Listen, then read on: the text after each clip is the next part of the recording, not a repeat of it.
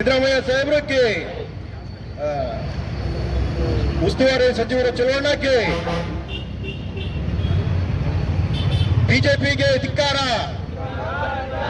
ಬಿಜೆಪಿಗೆ ಧಿಕ್ಕಾರ. ಈ ಸಂದರ್ಭದಲ್ಲಿ ಏನ್ ಹೇಳಕ್ ಇಷ್ಟಪಡ್ತೀನಿ ಅಂತಂದ್ರೆ, ಅಮೆರಿಕದಲ್ಲಿ ಏನ್ ಕೂಳ ತೊಡ್ತಾವ್ರೆ ಅದ್ರ ಬಗ್ಗೆ ಏನಾರು ಆದಷ್ಟು ಬೇಗ ಮೋದಿ ಅವರೇ ಕ್ರಮ ಕೈಗೊಳ್ಳಿಲ್ಲ ಅಂತಂದ್ರೆ ಅದ್ರ ಬಗ್ಗೆ ನಾವು ಸಿಎಂ ಜೊತೆ ಚರ್ಚೆ ಮಾಡಿ ಹಾಗೂ DCM ಜೊತೆ ಚರ್ಚೆ ಮಾಡಿ, ಉಸ್ತುವಾರಿ ಜೊತೆ ಚರ್ಚೆ ಮಾಡಿ, ಯೂತ್ ಕಾಂಗ್ರೆಸ್ ವತಿಯಿಂದ ಹಾಗೂ ಕಾಂಗ್ರೆಸ್ ಪಾರ್ಟಿಯಿಂದ ಉಗ್ರ ಹೋರಾಟ ಮಾಡ್ತೀವಿ ಅಂತೇಳಿ ನಾವು ಇದನ್ನು ಮಾಡ್ತಾ ಇದೀವಿ, ಎಚ್ಚರಿಕೆ ಕೊಡ್ತಾ ಇದೀವಿ. ಆದಷ್ಟು ಬೇಗ ಕ್ರಮ ಕೈಗೊಳ್ಬೇಕು. ಆಗ್ಲಿಲ್ಲ ಅಂತಂದ್ರೆ ಈ ದೇಶಾದ್ಯಂತ ನಾವು ಉಗ್ರ ಹೋರಾಟ ಮಾಡ್ತೀವಿ ಅಂತೇಳಿ ನನ್ನ ಮಾತನ್ನ ಮುಗಿಸ್ತೀನಿ. ಎಂದು ಹೇಳುತ್ತಿರುವ ನರೇಂದ್ರ ಮೋದಿಗೆ ಹೇಳಿ ಧಿಕ್ಕಾರ, ಬಿಜೆಪಿಗರಿಗೆ ಹೇಳಿ ಧಿಕ್ಕಾರ, ಬಿಜೆಪಿಗರಿಗೆ ಹೇಳಿ ಧಿಕ್ಕಾರ. Down down down down.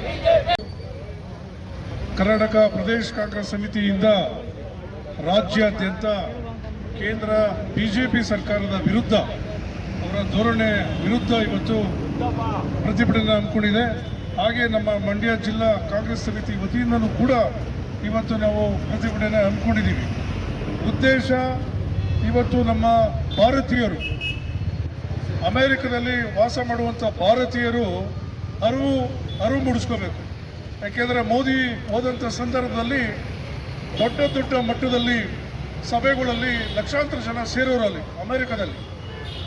Trump Modi ಇಬ್ಬರು ಜೋಡಿಲಿ ಇವತ್ತು ಅಮೆರಿಕದಲ್ಲಿ ದೊಡ್ಡ ಮಟ್ಟದಲ್ಲಿ ಸೇರೋರು.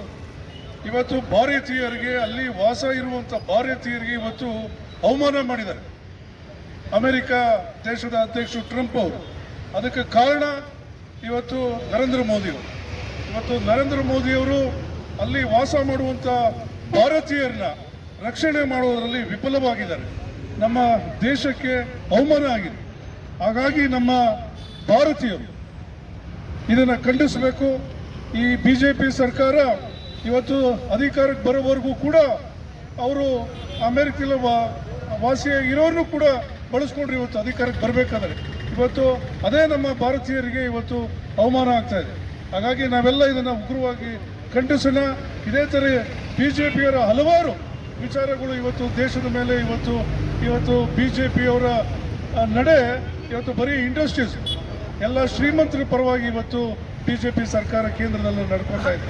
ಹಾಗಾಗಿ ನಾವು ಇವತ್ತು ಕಾಂಗ್ರೆಸ್ ಪಕ್ಷದಿಂದ ಈ ಒಂದು ವಿಚಾರ, ನಮ್ಮ ಭಾರತೀಗ ಆಗ್ತಿರುವಂಥ ಒಂದು ಅವಮಾನದ ವಿರುದ್ಧ ನಾವೆಲ್ಲ ಪ್ರತಿಭಟಿಸೋಣ ಅಂತ ಈ ಸಂದರ್ಭದಲ್ಲಿ ಹೇಳ್ತಾ